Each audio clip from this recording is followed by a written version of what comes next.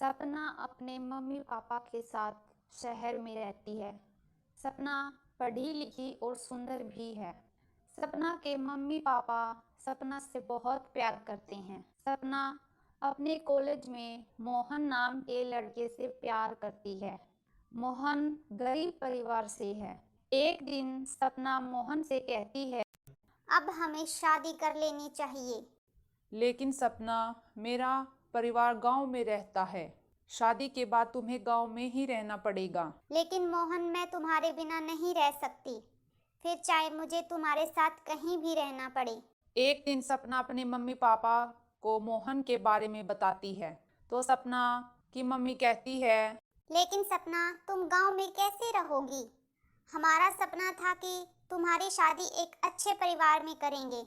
Mummy, मैं मोहन से बहुत प्यार करती हूँ और शादी मैं उसी के साथ ही करूँगी। उधर मोहन सपना के बारे में अपने घर वालों को बताता है।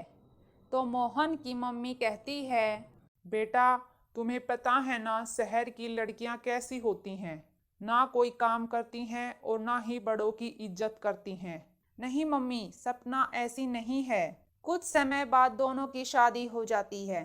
शादी के दूसरे दिन सपना जब अपने कमरे से बाहर आती है तो उसकी सास उसको देख के चौंक जाती है और कहती है, ये क्या पहन रखा है तूने?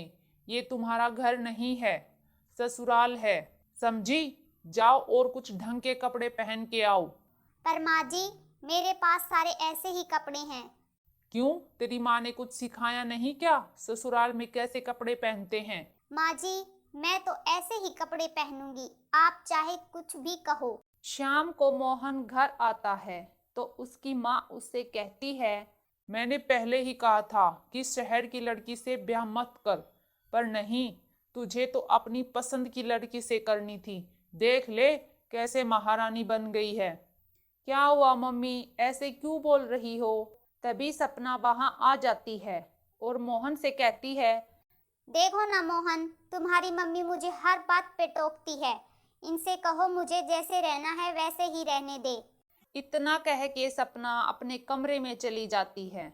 सपना घर का कोई काम नहीं करती थी।